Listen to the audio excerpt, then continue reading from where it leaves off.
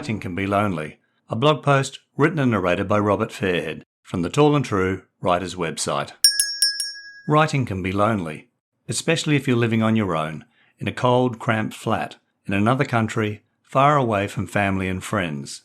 So when I lived in Brighton, England, in the early 1990s, I volunteered to work one afternoon a week at the local Oxfam op shop. I needed to get away from my writing desk, get out of my flat, and meet and mingle with people. I had seen the old woman in the shop a few times. She'd forage around among the knickknacks on the shelves for an hour or so, and then walk slowly, almost reluctantly, to the counter to buy a single teaspoon. One day she walked straight to the cash register and asked for help to find a frame for a photo of one of her grandchildren. She placed an 8x10-inch portrait print on the counter and carefully unwrapped the paper protecting it. The photo revealed her grandchild as a stocky 20-something bloke with a bronze-tan face and a bushy handlebar moustache. "My grandson looks just like his grandfather did," the grandmother confided. "He works at a coal mine in Australia and flies there from Perth," she went on. "He works long hours and earns lots of money, and he owns a Harley Davidson and a big Valiant. That's an Australian car, you know."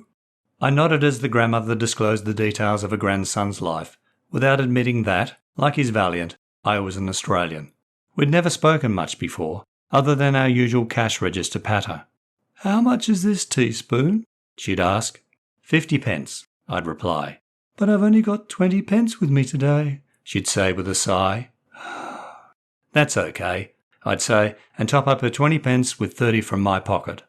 It was quiet in the shop that afternoon, so I came out from behind the counter to help her find a photo frame. As we looked, the grandmother continued to talk. Her only son, who lived nearby, had recently married his ex-wife's sister, and his ex-wife and their children had moved to Australia to escape the unpleasant family situation. The grandmother dearly missed her grandchildren, but at 83 years of age, she felt the 24-hour flight to Perth would be too much for her, and she wasn't sure how her former daughter-in-law would receive her. To compound the grandmother's sorrow, her new daughter-in-law's children were yobs. They lounge about in shorts that leave nothing to the imagination. In contrast, she spoke warmly of her distant grandchildren. "There's my grandson who works at the coal mine, and another one who restores antiques, and—" We found a frame for her coal miner grandson's photo and walked back to the cash register. "Did I tell you my name is Zita?" she asked. I shook my head, but my grandchildren call me Grandma Zeet. The old woman, the grandmother, Grandma Zeet, said she hoped her grandchildren would visit her soon. "At 83, she said with another sigh, "it's best not to plan too much into the future."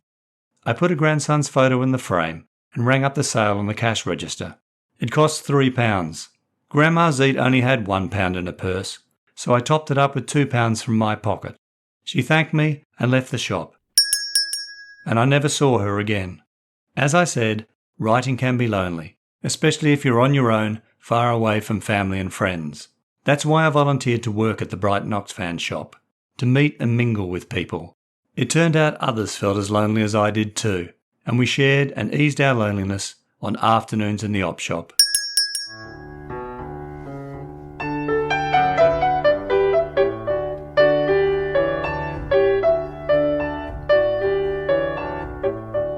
Hi, I'm Robert Fairhead from Tall and True Short Reads and the Tall and True writers' website.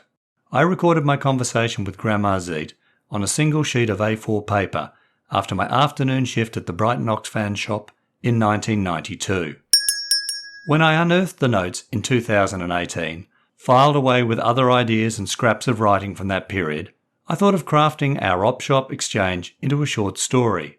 But as I typed up the words, I realised the piece on shared loneliness shaped nicely as a blog post, and so I wrote and published Writing Can Be Lonely on the Tall and True writers' website in April 2018. The funny thing is, back in 1992, I hadn't heard of the internet or websites, let alone blog posts. Thanks for listening to Writing Can Be Lonely. You can read all my blog posts, short stories and other writing at tallandtrue.com.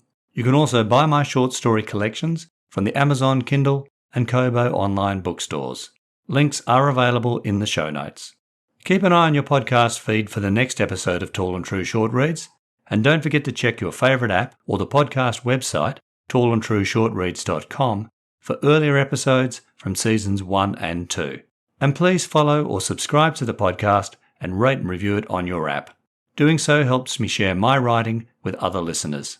Finally, please support this podcast by telling your family and friends about Tall and True Short Reads and the Tall and True Writers website.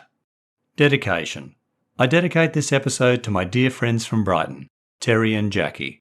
Life was less lonely, chatting and sharing a laugh with you guys and our fellow Maxim muckers over a few pints before the last order's bell in a warm English pub.